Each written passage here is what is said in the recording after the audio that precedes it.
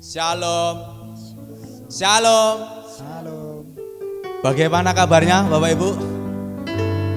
Amin, haleluya. Saya percaya hari ini kita mengalami peperangan. Ya, hari ini mungkin saudara kita dari Kedar boleh merayakan kemenangannya. Dan kita pun juga menang. Kita bisa beribadah pagi hari ini. Kita bisa beri yang terbaik buat Tuhan pagi hari ini. Karena Tuhan ingin anak-anaknya untuk kita datang memuji dan menyembah Tuhan. Mari kita siapkan hati kita Bapak Ibu terkasih untuk kita bisa memberi yang terbaik. Tapi sebelumnya kita sama-sama selidiki setiap hati kita. Pagi hari ini kita mau bertemu dengan tuan rumah. Karena kita datang ke rumah Tuhan. Tuan rumahnya adalah Tuhan Yesus sendiri. Biar kita bisa mengalami perjumpaan pribadi dengannya. Biarlah sesuatu hal yang baru yang Tuhan sudah sediakan buat saya dan saudara. Hari ini kita sama-sama menerimanya. Bila kita sampai menemukan yang punya rumah, yang empunya rumah, yaitu Tuhan kita Yesus Kristus. Bapa selamat pagi. Tuhan Yesus selamat pagi. Roh Kudus selamat pagi. Kami datang bersyukur kepada Engkau Tuhan. Menaikkan syukur kami buat segala sesuatu Tuhan yang sudah Kau berikan buat kami. Pagi hari ini kami datang Tuhan dengan kerendahan hati kami. Kami ingin memuji-Mu, kami ingin menyembah-Mu, kami ingin mengagungkan kebesaran-Mu. Karena Kau sungguh baik, sangat baik. Tidak ada Allah yang seperti Engkau Tuhan. Kami bangga punya Allah seperti Engkau. Dan kami bangga menjadi milik kepunyaan. Kami gak mau sia-siakan pagi hari ini Tuhan. Ketika kami ada di rumah kudus, kami ingin beri yang terbaik buat Engkau. Roh Kudus kami undang Kau hadir dan memenuhi setiap hati kami. Kami rindu dipenuhi, kami rindu diurapi. Supaya kami boleh menjalankan setiap kebenaran firman. Kau ambil alih Roh Kudus ibadah pagi hari dari Alfa dengan sahabat. Engkau yang beracara penuh, Engkau yang berdaulat penuh Roh Kudus atas ibadah ini. Terima kasih Tuhan. Di dalam satu nama Tuhan kami Yesus Kristus. Kami bersyukur dan berdoa. Roh Kudus Kau hadir di sini. Roh Kudus Kau hadir di sini. Roh Kudus ku mengasihi-Mu. Kau lembut, Kau manis, Kaulah penghiburku. Penolongku diutus Bapakku. Roh Kudus Kau hadir di sini. Roh Kudus ku mengasihi-Mu. Kau lembut, Kau manis, Kaulah penghiburku. Penolongku diutus Bapakku. Ku buka hati untuk Roh-Mu Tuhan. Ku buka hati menyembah-Mu Yesus. Jamahlah kami, penuhi kami dengan kuasa Allah Maha Tinggi. Roh Kudus Kau undang Kau hadir di tengah kami. Roh Kudus Kau hadir di sini. Roh Kudus ku mengasihi-Mu.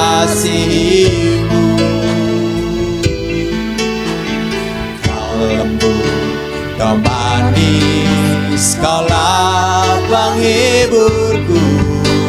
Penolongku diutus Bapa. Sekali lagi katakan Roh Kudus Kau hadir. Roh Kudus Kau hadir di sini. Roh Kudus ku mengasihi-Mu.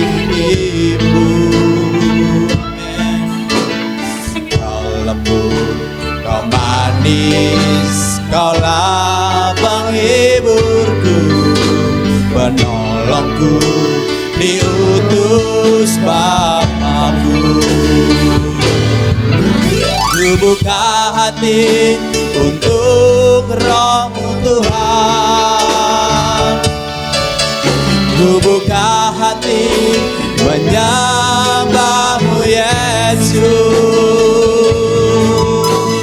Jamahlah kami, penuhi kami dengan kuasa Allah Maha Tinggi. Ku buka hati untuk Roh-Mu Tuhan. Ku buka hati menyembah-Mu Yesus.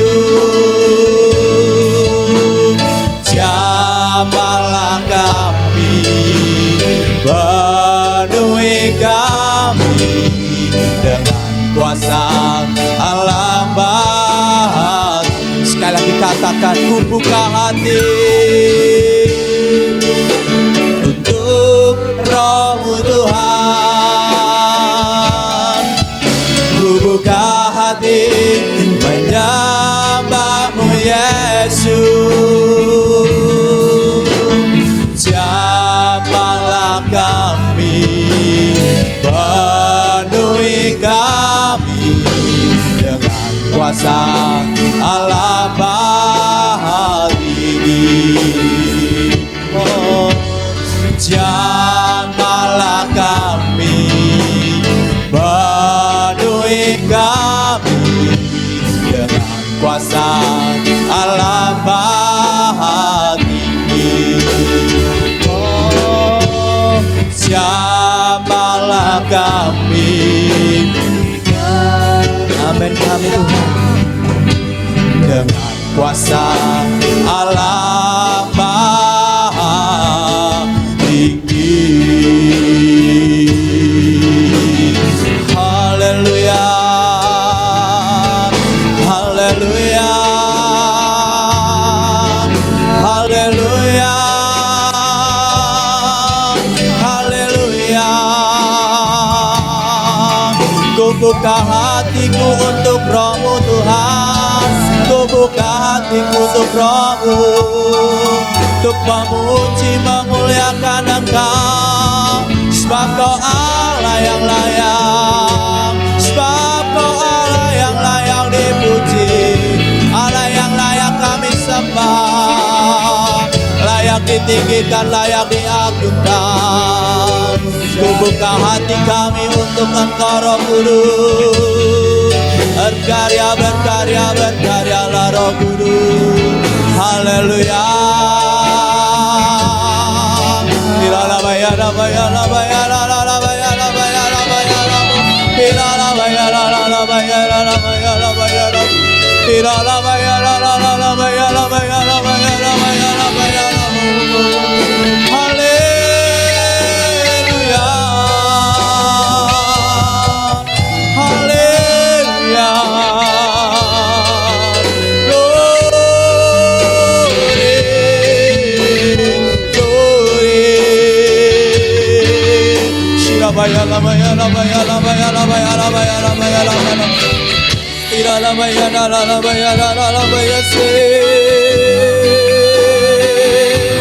Maha besar Kau Tuhan, sungguh hanya Kau yang layak dipuji disembah, layak ditinggikan.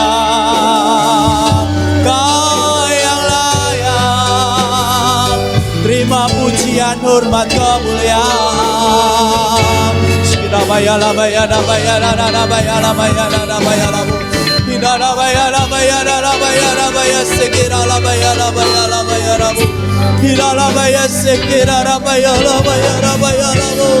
Haleluya, haleluya, haleluya, haleluya. Hosana, hosana, hosana, hosana. Hosana bagi nama-Mu ya Tuhan, selama-lamanya, selama-lamanya. Engkau Yesus, hanya Yesus. Yalah ya maya sekira maya la maya la la la la maya la maya la maya la.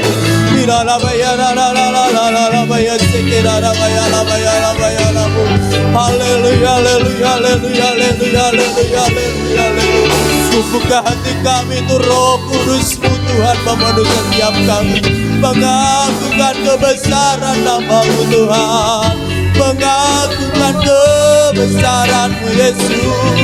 Engkau yang termulia, Engkau yang termulia, terbesar di bumi dan di surga. Sungguh tidak ada yang sama seperti Engkau, sungguh tidak ada yang lain Tuhan, hanya Engkau Yesus, Allah yang layak dipuji dan disembah.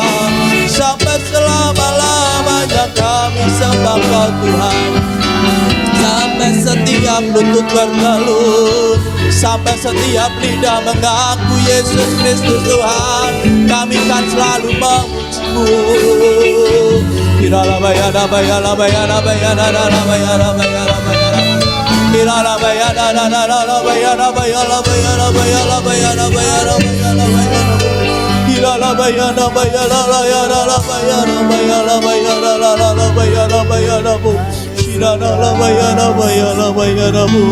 Haleluya.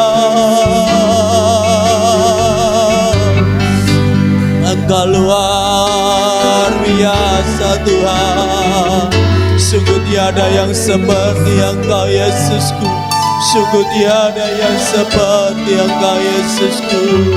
Selama-lamanya Engkau Tuhan, sampai selama-lamanya. Kasih setia-Mu tak pernah berubah, dulu sekarang bahkan sampai selama-lamanya. Engkau sungguh luar biasa Tuhan. Hiralah bayara bayara bayara la bayara bayara bayara sikirala. Hiralah bayara la bayara sikirala. Hiralah bayara bayara la bayara bayara bayara sikirala. Haleluya. Mari Bapa yang terkasih, buka hatimu lebih lagi. Izinkan Roh Kudus yang memenuhi hatimu pada pagi hari. Izinkan hati dipenuhi oleh Roh Kudus, sampai engkau mengalami perjumpaan pribadi dengan Yesus. Angkat hatimu, angkat suara di hadapan Tuhan, sampai engkau merasakan dan sampai engkau mengalami perjumpaan dengan Allah yang kita sembah. Shikirala bayara bayara bayara bayara sikirala bayara bayara sikirala bayara. Shikirala bayara bayara sikirala bayara bayara bayara bayara. Shikirala bayara bayara sikirala bayara bayara bayara la bayara la bayara bayara bayara bayara. Shikirala bayara la bayara sikirala la bayara la bayara sikirala bayara bayara. Shikirala bayara la bayara bayara bayara bayara bayara sikirala bayara bayara bayara bayara. Allah yang besar, Allah yang maha besar, kami sembah, kami puji, kami tinggikan. Engkaulah gunung batu keselamatan kami. Sungguh hanya nama Yesus, hanya nama Yesus. Haleluya, haleluya, haleluya.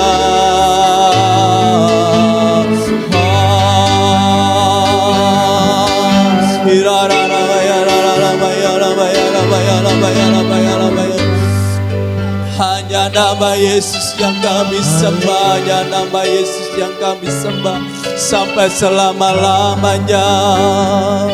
Haleluya.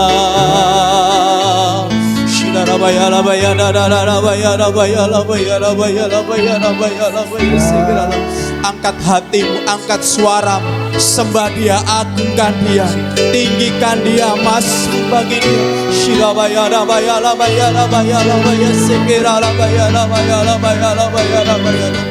Hanya nama Yesus, hanya nama Yesus, hanya nama Yesus, hanya nama Yesus, Kami mau bermazmur bagi-Mu Tuhan. Kami mau bernyanyi bagi-Mu Tuhan. Sampai hati-Mu disenangkan, sampai hati-Mu disukakan Bapa. Haleluya. Shirabayala bayara bayala bayala bayala bayala bayala bayala. Inana bayara bayara sekera la bayara bayara la bayara sekera la bayara bayara bayara bayara bayara bayara bayara bayara bayara bayara bayara bayara bayara bayara bayara. Haleluya haleluya haleluya haleluya haleluya haleluya haleluya. Biarlah bayar sekera la bayara bayara. Kemuliaan-Mu kemuliaan-Mu menetapati, kemuliaan-Mu memenuhi tempat ini, kemuliaan-Mu memenuhi tempat ini. Kemuliaan bayar sekera bayara bayara bayara bayara bayara bayara. Shira la bayara bayara bayara la bayar sekera la bayar sekera la bayara bayara. Haleluya haleluya haleluya haleluya haleluya haleluya haleluya haleluya. Haleluya haleluya haleluya haleluya haleluya haleluya haleluya. Engkau layak dipuji, Engkau layak disembah, Engkau layak ditinggikan, Engkau layak diagungkan, Engkau layak Tuhan, Engkau layak Yesus. Hanya nama Yesus, hanya nama Yesus. Sirabaya bayara bayara bayara bayara bayara bayara bayara bayara bayara.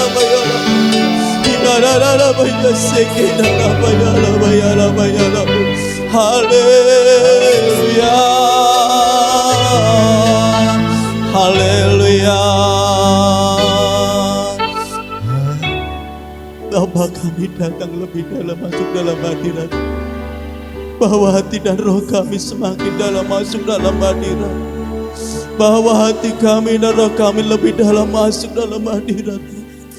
Ya bayar sikira la bayara bayara bayara bayara bapa bapa bapa bapa bapa bapa bapa bayar sikira la bayara. Haleluya.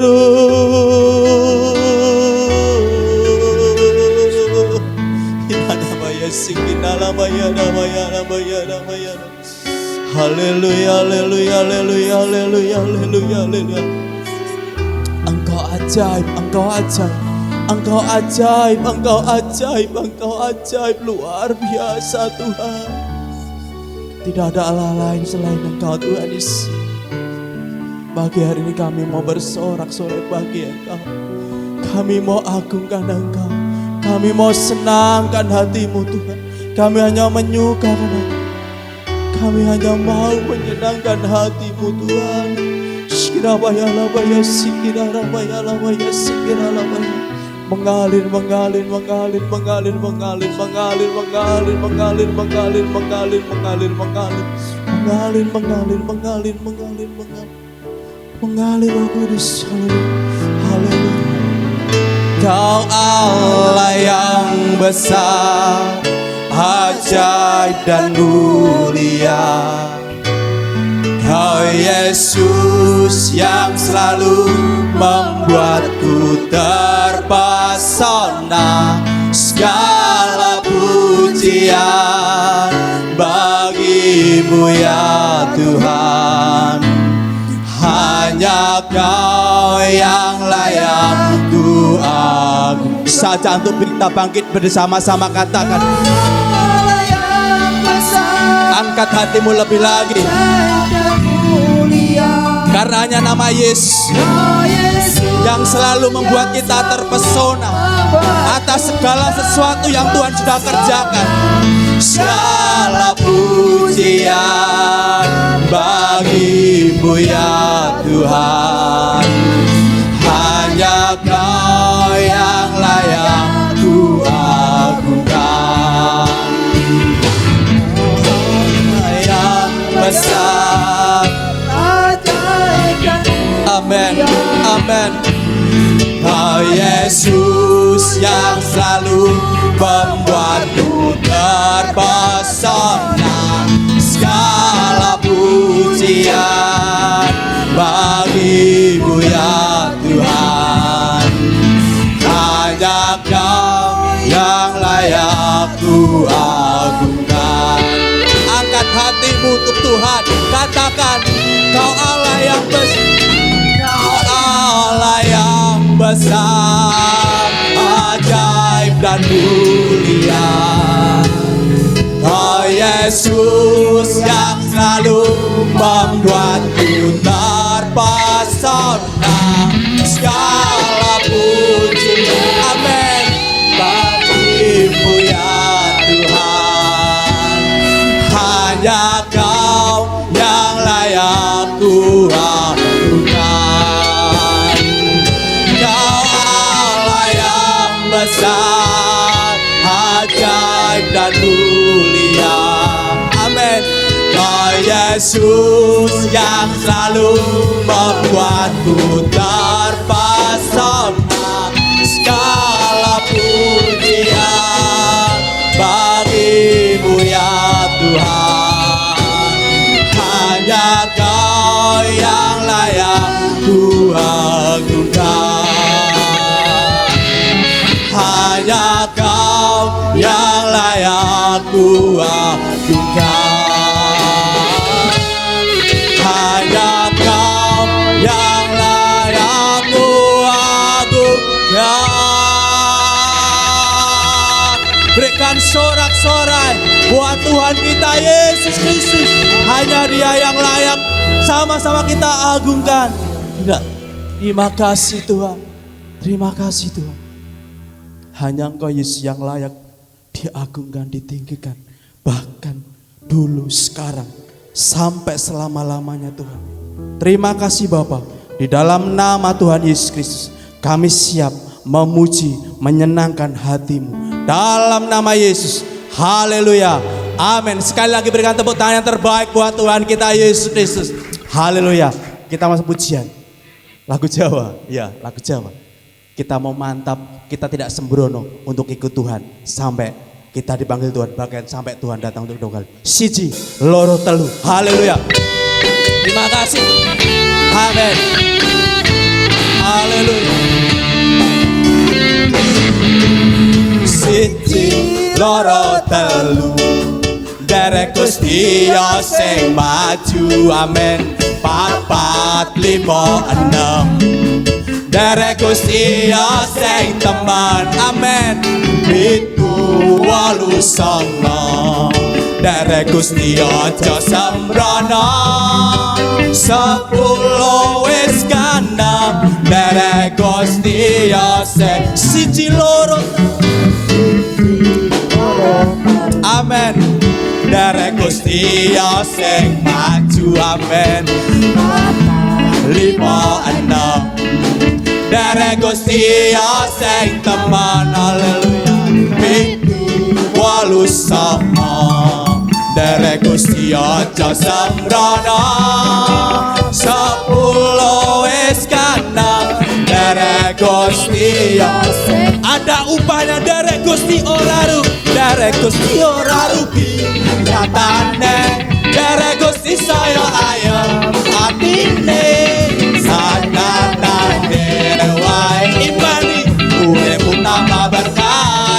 Haleluya. Derek Gusti ora rugi nyatane. Derek Gusti saya ayem atine.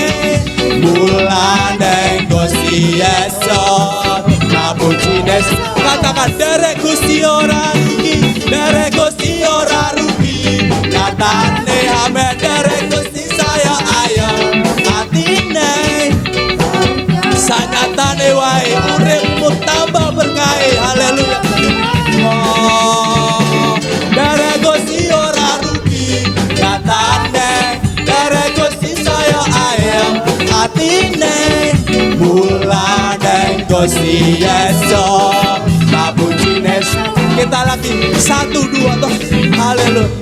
Siji, loro, telu. Amin. Derek Gusti sing maju. Amin. 4, 5, 6. Haleluya.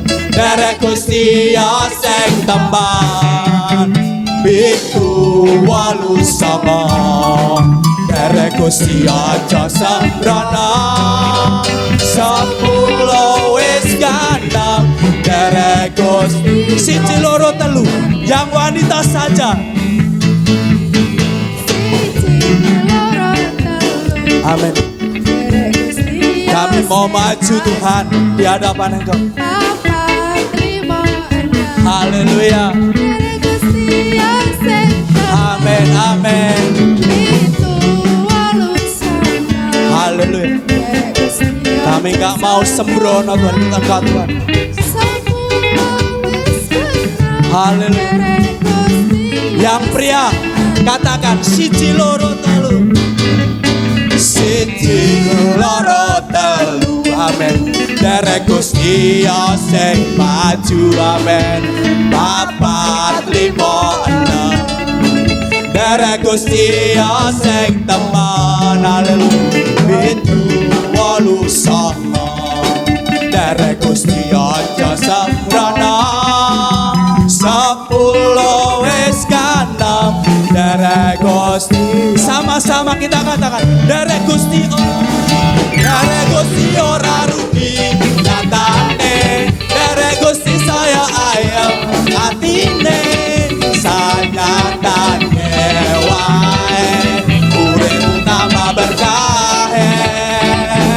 Derek Gusti ora rugi nyatane. Derek Gusti saya ayam atine mulane Gusti Yesus kapucine Derek Gusti ora rugi nyatane. Amin. Amin. Amin. Sanyatane wae urip tambah berkah. Derek Gusti ora rugi nyatane. Derek Gusti saya ayam atine mulane Gusti Yesus kapucine salah. Dengan iman katakan mulane Gusti Yesus kapucine salawase. Dengan lebih sungguh lagi kata mulane Gusti Yesus kapucine salawase. Haleluya. Haleluya. Derek Gusti niku mboten rugi. Amin. Karena Tuhan menyediakan, bahkan Tuhan menambahkan berkatnya buat saudara. Tuhan adalah kekuatan kita dan mazmur kita. Dulu, sekarang, bahkan selama-lamanya. Tidak pernah berubahlah kita. Amin. Bumi boleh bergoncang, gunung boleh beranjak, tapi kasih setia Tuhan tidak pernah beranjak dari hidup kita. Haleluya. Terima kasih Tuhan. Tuhanlah kekuatan dan mazmurku, dan gunung batu dan keselamatanku. Hanya padamu hatiku percaya. Dengan iman katakan Allah menara dan kota perlindungan. Ku mau selalu bersyukur sebab cinta padaku. Amin. Takkan pernah berubah. Hatiku percaya walaupun bergoncang, gunung pun beranjak, namun kasih setiamu tak pergi dariku. Kami punya Allah yang besar, Allah yang hebat. Terima kasih Tuhan. Haleluya. Dengan sungguh katakan Tuhanlah kekuatan dan mazmurku, ya gunung batu dan keselamatanku. Amin. Hanya padamu hatiku percaya. Allah menara dan kota pelindung. Angkat tanganmu buat Tuhan. Buat selalu bersyukur sebab cintamu padaku takkan pernah berubah. Hatiku percaya. Amin. Walau bumi boleh bergoncang Tuhan, gunung beranjak, namun kasih setiamu tak berubah. Kita sama selalu bersyukur sebab cintamu padaku takkan pernah berubah. Hatiku percaya, imani, bumi boleh bergoncang, gunung boleh beranjak, tapi kasih setia Tuhan tidak pernah beranjak dari depan kita. Kita punya Allah yang luar biasa. Ku mau selalu bersyukur sebab cintamu padaku takkan pernah berubah. Hatiku percaya, walau bumi bergoncang, gunung pun beranjak, namun kasih setiamu tak pergi. Imani, kasih setiamu tak pergi dariku. Kasih setiamu tak. Sekali lagi katakan, kasih setiamu tak pergi dariku. Kami percaya Tuhan, kasih setiamu tak pernah beranjak dari depan kami. Engkau Allah yang hebat, Allah yang perkasa. Engkau ajaib luar biasa. Berikan sorak-sorai yang terbaik buat Tuhan Yesus. Haleluya. Silakan duduk dalam hadirat Bapak yang terkasih. Hari ini kita patut bersyukur bahwa kita punya Allah yang luar biasa.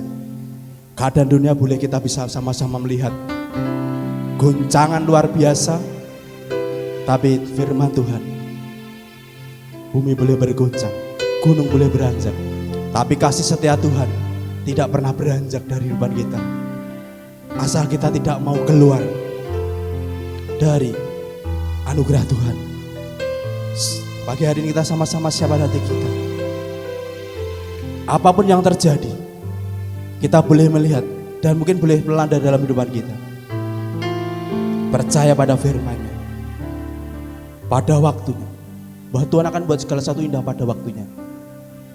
Tapi kita harus taat supaya segala sesuatu terjadi atas hidupan kita. Lingkupiku Tuhan dengan sayap. Haleluya. Lingkupiku, amin, dengan sayapmu. Naungiku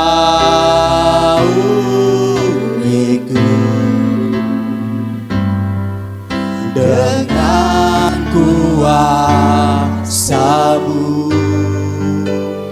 Di saat badai bergelora,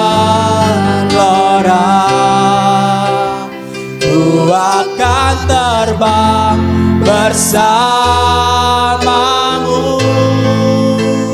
Bapa, Kau Raja atas semesta,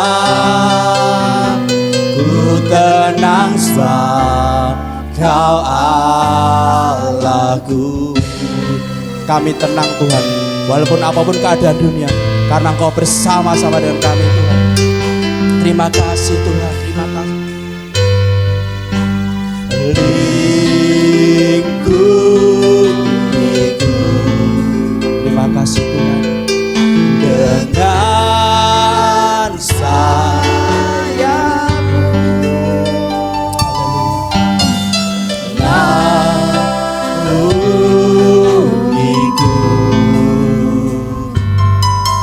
Dengan kuasa-Mu. Di saat badai bergelora, ku akan terbang bersama-Mu. Bapa, Kau Raja atas semesta, tenang sebab Kau di saat badai. Waktu kami serahkan Bapak Gembala. Ku akan terbang bersama-Mu. Bapa, Kau Raja atas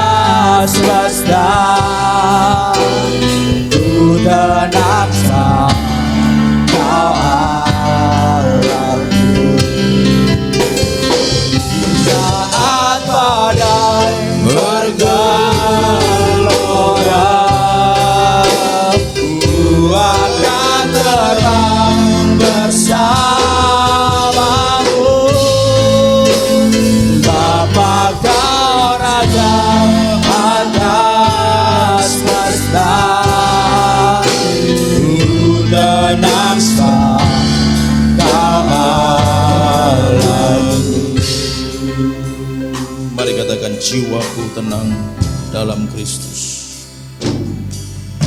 Jiwaku tenang dalam Kristus, dalam Kristus.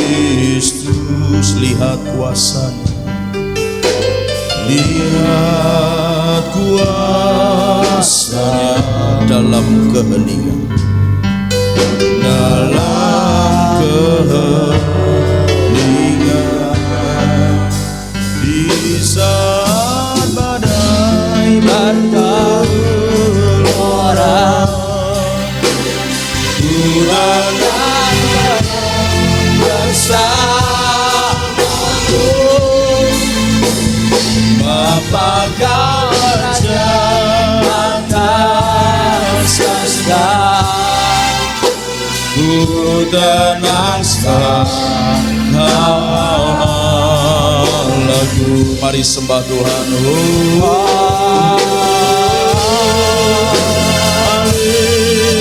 Haleluya,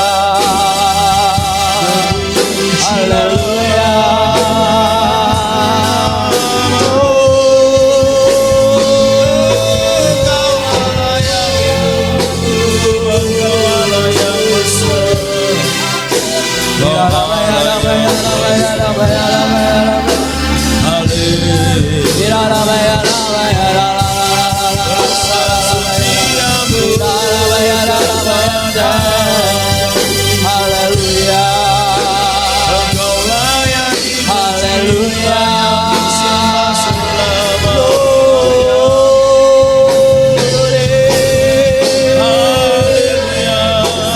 Di saat apapun Tuhan, Engkau ada bersama dengan kami. Haleluya,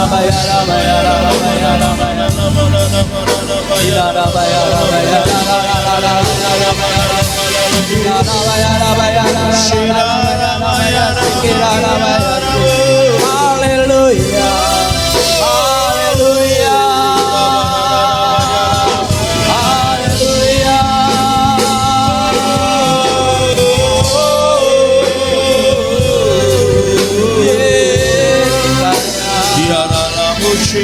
Sampai selamanya, sampai selama-lamanya. Di saat badai bergelora, ku akan tetap bersamamu.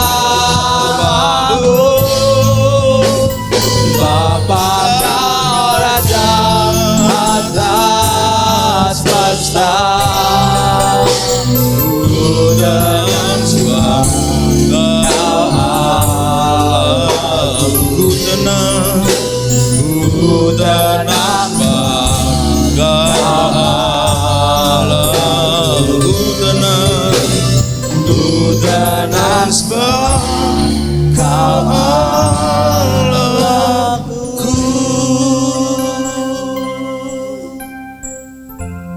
Hanya Engkau yang mampu menenangkan jiwa kami. Hanya Engkau yang mampu memuaskan dahaga roh kami. Hanya Engkau Tuhan yang mampu menjadi sumber kekuatan bagi kami saat kami menghadapi berbagai macam perjalanan yang berliku-liku. Tuhan, Engkaulah kekuatan kami, Engkaulah perisai kami, Engkaulah gunung batu kekuatan kami, Engkaulah kemenangan kami Tuhan, dan tidak ada yang lain. Oleh sebab itu biarlah setiap kami Tuhan ajar untuk kami sungguh-sungguh mau tinggal di dalam Engkau. Dan ajar kami selalu sungguh-sungguh kami rindu dekat denganmu. Sebab di dalam hadirat-Mu Tuhan kami merasakan ketenangan, kami merasakan kekuatan. Bahkan dalam hadirat-Mu ada kemenangan, ada kesembuhan, ada kelepasan yang luar biasa. Terima kasih Tuhan, terima kasih Tuhan. Biar setiap kami pada pagi hari ini Tuhan bawa masuk lebih dalam di hadirat-Mu, agar setiap kami yang hadir pagi hari ini mengalami perjumpaan dengan Engkau secara pribadi. Roh kami dijamah oleh Tuhan, roh kami disentuh oleh Tuhan, hidup kami dipenuhi dengan Roh Kudus-Mu. Tuhan terima kasih, Tuhan terima kasih, Tuhan terima kasih. Maka kami persilahkan Tuhan Engkau berbicara kepada setiap kami pada pagi hari ini, dan buat kami dapat menangkap, dapat mengerti segala pesan-pesan Tuhan. Tuhan jamah dan Tuhan tutup bungkus kami semua dengan darah Yesus Kristus. Jagai dengan pasukan malaikat-Mu, pagari dengan kasih setia dan tembok berapi-Mu, agar apa yang harus kami dengar itu saja yang kami dengar. Dan semua kebenaran firman akan tertutup bagi kuasa-kuasa yang lain di luar Engkau. Hanya akan terbuka bagi Roh Kudus yang akan terus bekerja, berkarya dan berbicara bagi kami semua. Terima kasih Tuhan, dengan ini kami siap untuk menerima firman dan melakukannya demi nama Tuhan Yesus Kristus. Haleluya. Kita semua yang siap katakan amin. Salam. Puji Tuhan, selamat pagi semuanya. Haleluya. Semuanya sehat, amin. Semuanya pasti diberkati Tuhan, amin. Yang diberkati Tuhan bisa lambaikan tangan. Puji Tuhan, berikan tepuk tangan buat Tuhan Yesus. Haleluya. Puji Tuhan Bapak Ibu Saudara. Hari ini adalah minggu keempat, tetapi pada saat kita doa puasa hari Kamis yang lalu, Tuhan menggerakkan saya untuk kita melaksanakan perjamuan kudus, ya, dengan alasan tertentu sebagaimana yang nanti juga akan kita pelajari bersama-sama, melanjutkan pembelajaran kita dari Roma pasal yang ke-8 yang kemarin sudah kita pelajari sebagian, gitu ya. Nah, apa maksud Tuhan nanti akan saya jelaskan di belakang, tapi kita akan meneruskan dulu pembelajaran kita dari kitab Roma pasal yang ke-8. Kita akan baca sekarang ayat yang ke-10. Roma pasal 8. Sekarang kita akan baca ayat yang ke-10. Tetapi jika Kristus ada di dalam kamu, maka tubuh memang mati karena dosa, tapi roh adalah kehidupan oleh karena kebenaran.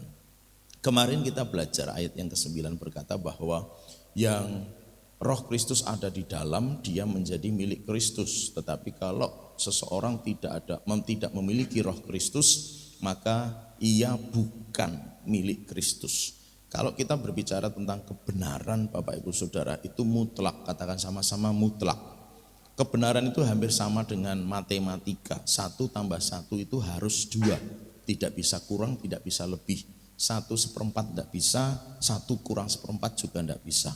1 sama tambah 1 adalah 2. Namun kalau bicara tentang mujizat, 5 tambah 7 bisa lebih dari 5.000. Nah gitu ya. Nah kita bisa membedakannya begini, bahwa kalau berbicara tentang kebenaran itu hukum Tuhan.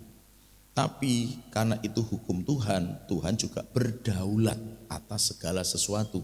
Karena Tuhan berdaulat atas segala sesuatu, maka Tuhan bisa mengubah yang 5 tambah 2 harusnya cuma 7, karena itu hukum kebenaran. Maka karena kebenaran itu milik Tuhan, Tuhan yang berdaulat, 5 tambah 7 bisa dibuat Tuhan lebih dari 5.000. Itu kedaulatan Tuhan.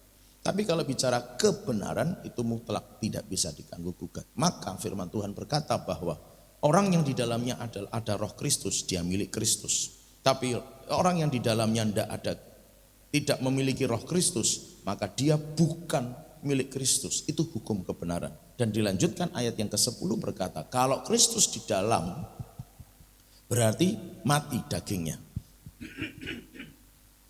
Tubuh ini sudah mati karena dosa, gitu ya. Tubuhnya memang mati karena dosa. Tetapi seperti yang kemarin kita pelajari bahwa roh itu akan ikut membangkitkan tubuh yang sudah mati karena dosa itu, diganti dengan tubuh kemuliaan, gitu ya. Nah, hampir bisa dibayangkan, saya katakan hampir itu karena memang tidak sama. Tubuh Yesus itu tidak berdosa, tetapi karena dia harus menanggung dosa manusia dan melakukannya di kayu salib, di Taman Getsemani dia berkata kepada Bapa di surga, kalau boleh ya Bapa, lalukanlah cawan ini daripadaku. Apa cawan yang dimaksud oleh Yesus? Apakah benar-benar ada cawan di depan Yesus yang berisi dosa manusia yang kemudian diminum secara letterleks? Tidak, Bapak Ibu Saudara, itu hanya kiasan doa yang dipanjatkan Yesus kepada Bapa di surga. Kalau boleh, lalukan cawan ini daripadaku, tapi biar kehendakmu yang jadi, bukan kehendakku. Dan kehendak Bapa kepada Yesus adalah tetap menanggung dosa manusia dengan diistilahkan oleh Yesus meminum cawan dosa manusia. Sehingga tubuh yang tidak berdosa itu dijadikan berdosa, gitu loh saudara. Nah ini bedanya di situ. Kalau tubuh kita terlahir sudah mengandung dosa, terlahir mengandung dosa. Tapi kalau tubuh Yesus tidak mengandung dosa, tetapi dijadikan berdosa. Tapi setelah tubuh Yesus dijadikan berdosa, jadi memiliki sifat yang mirip, gitu ya. Artinya daging yang mengandung dosa, dipakukan di kayu salib, ditinggalkan dosanya di sana, gitu kan. Yesus kemudian dikuburkan, masuk ke alam roh, dia mendeklarasikan kemenangan, memproklamasikan kemenangannya atas maut. Dia bangkit pada hari yang ketiga dengan tubuh kemuliaan. Tubuh kemuliaan adalah tubuh, kalau dalam bahasa Injil kita tahu bersama, Yesus pernah menjumpai murid-muridnya. Sementara jendela dan pintu tertutup rapat, tapi tiba-tiba Yesus bisa nongol di antara mereka, bisa muncul di tengah-tengah mereka. Kenapa? Karena tubuh kemuliaan tidak dibatasi ruang dan waktu serta benda-benda jasmani. Jadi Yesus pada waktu itu setelah bangkit dari kematian, sifat tubuhnya tubuh kemuliaan, bukan tubuh daging, tubuh kemuliaan. Bisa dilihat oleh mata, bisa dipegang oleh tangan, tetapi dia tidak terbatasi oleh tembok, tidak dibatasi oleh jarak, ruang dan waktu. Itu tubuh kemuliaan. Nah, pada waktu nanti akhir zaman, pada saat sangkakala terakhir dibunyikan dan Tuhan datang di awang-awang, yang mati lebih dulu, yang sudah dikubur diganti, sekejap mata pakai tubuh kemuliaan, tubuh yang sama sifatnya seperti yang Yesus miliki setelah kematian. Tubuh yang sama, tubuh yang bisa dilihat, diraba, tapi tidak terhalang oleh ruang, jarak, waktu dan benda-benda. Tubuh yang sama. Nah kemudian sekejap mata setelah yang mati lebih dulu diubah, barulah yang masih hidup diubah seketika menjadi tubuh kemuliaan. Itu dalam catatan Alkitab seperti itu, Bapak Ibu Saudara. Nah itulah yang dikerjakan, gitu maksud saya. Itulah yang dikerjakan dalam pengertian ini. Tubuhnya akan.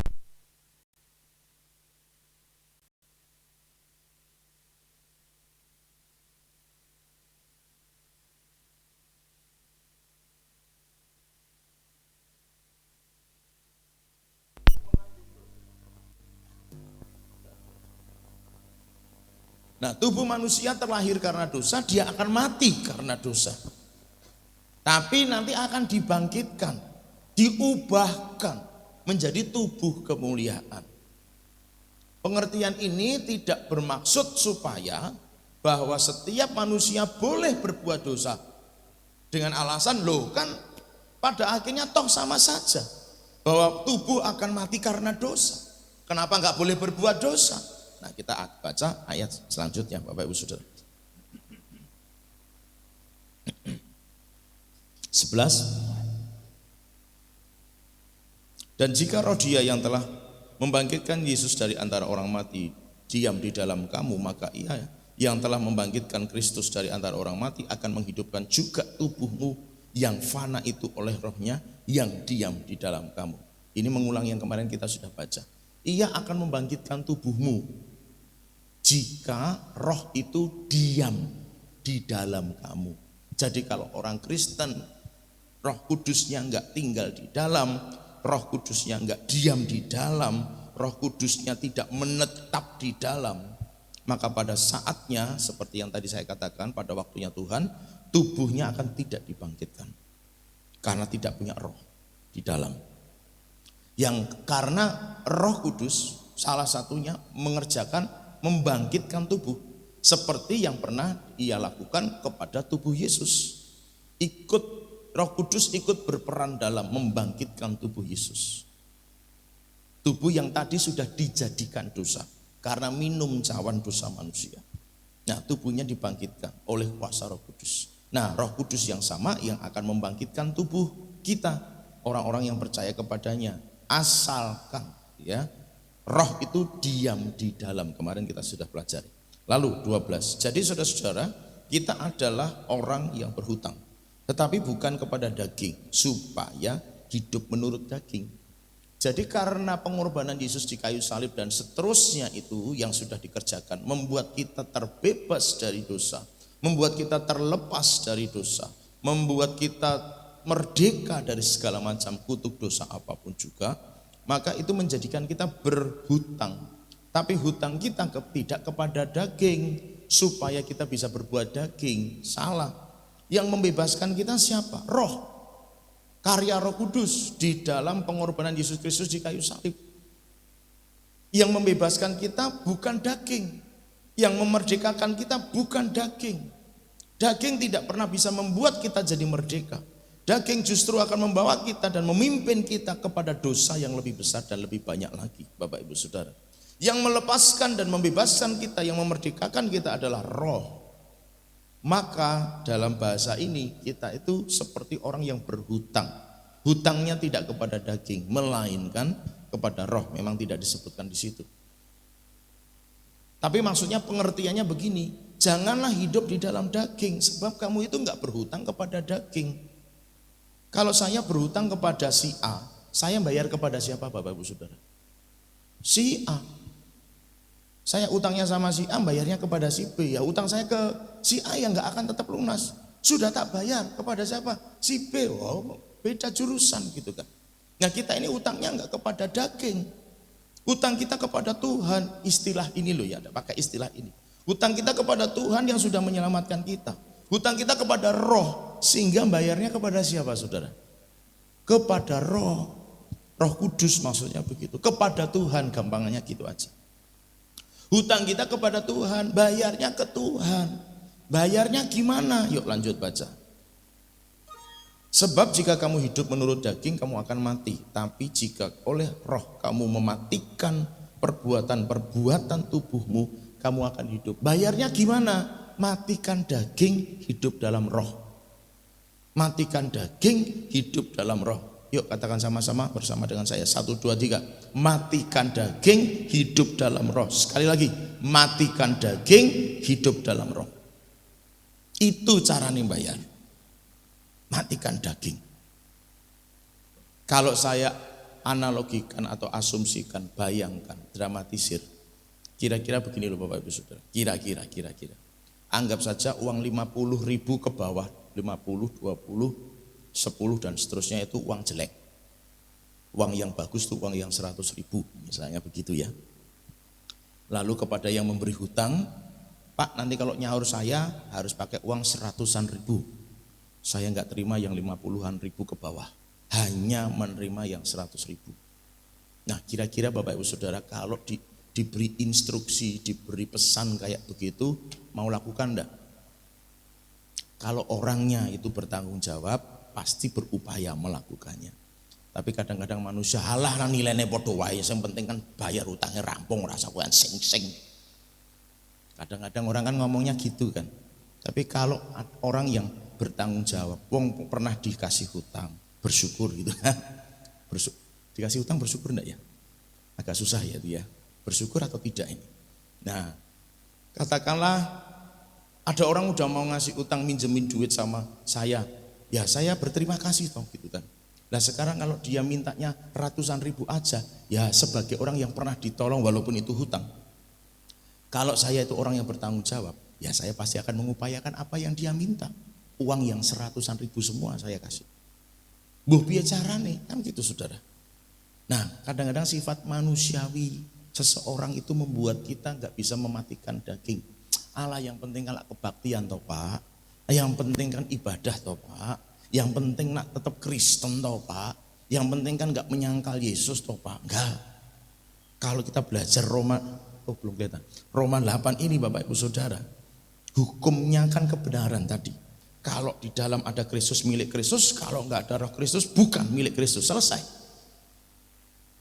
Kalau enggak matikan daging berarti masih hidup dalam daging. Kalau hidup dalam daging berarti hutangnya sama daging. Tidak hutang sama roh. Sehingga kemudian dia tidak berusaha membayar untuk roh. Kira-kira seperti itu. Caranya membayar cuma matikan daging dan hidup dalam roh. Caranya membayar cuma itu. Sebenarnya tidak terlalu rumit. Yang membuat rumit adalah cara berpikir manusia. Aduh Pak, enak tidur nih daripada harus bangun jam 5 pagi ikut doa pagi Zoom. Repot, gak usah. Toh tadi malam aku juga sudah berdoa. Rasa repot-repot melu Zoom. Aduh Pak, jam 6:30 itu masih ngantuk. Nantilah datangnya kira-kira jam 7-an lah. Aduh Pak, hari itu tuh saya repot banget, terlalu banyak pekerjaan yang harus saya selesaikan. Sebenarnya sangat mudah untuk menjalankannya. Hanya tinggal matikan daging, hidup dalam roh. Yang buat susah itu pikiran. Pikiran. Saudara kalau punya kenalan seorang psikolog, boleh tanya. Bahwa sebenarnya apa yang membuat manusia bisa dan tidak bisa. Bukan soal skill, kemampuan, talenta. Tapi adalah pikiran. Aku bisa, maka aku belajar. Orang berkata mikir, aku gak bisa, gak akan belajar. Jadi sebenarnya yang membuat seseorang bisa, tidak bisa, bukan soal skill, tapi cara berpikir. Aku pasti bisa, aku harus bisa. Kalau dia menatakan pada dirinya sendiri, aku harus bisa, maka dia akan berjuang, dia akan berusaha, dia berupaya bagaimanapun caranya untuk menyelesaikan itu. Pikiran, saudara. Saudara juga bisa tanya kepada dokter yang punya kenalan dokter. Itu sudah berita umum buat kita semua. Bahwa 80% orang sakit bukan karena penyakit, tapi karena pikiran, hatinya sendiri.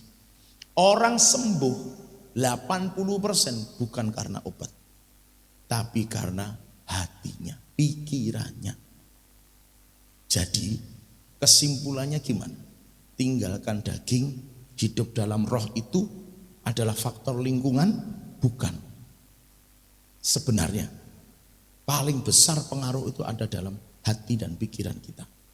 Kalau kita berkata aku bisa karena Tuhan memampukan aku, maka kita pasti bisa meninggalkan daging dan hidup dalam roh. Yang percaya katakan amin. Jadi tinggal bagaimana kita memotivasi diri kita, mendorong diri kita, memacu semangat diri kita. Ada Tuhan di dalam hidup kita, ada Kristus yang tinggal di dalam kita, dan Dia yang akan memampukan kita untuk kita meninggalkan semua yang daging dan hidup di dalam roh. Amin. Jadi Bapak Ibu Saudara tinggal bagaimana memacu, mendorong, memotivasi hidup kita sendiri dengan pikiran-pikiran Kristus. Aku harus bisa, aku harus tinggalkan, aku harus buang semua yang daging, dan aku akan hidup di dalam roh. Mari lanjut membaca Bapak Ibu Saudara. 14. Semua orang yang dipimpin roh Allah adalah anak Allah. Saya dulu sempat mengatakan, di dunia ini hanya ada 2 roh. Roh Allah dan roh setan. Kalau seseorang tidak jadi milik Allah, dia pasti milik setan. Selesai. Tidak ada yang tengah-tengah. Aku gak milik Allah tapi aku juga gak milik setan. Gak ada. Kalau dia bukan milik Allah, dia pasti milik setan. Sama dengan bahasanya. Kalau yang mimpin bukan roh Allah, pasti yang mimpin setan.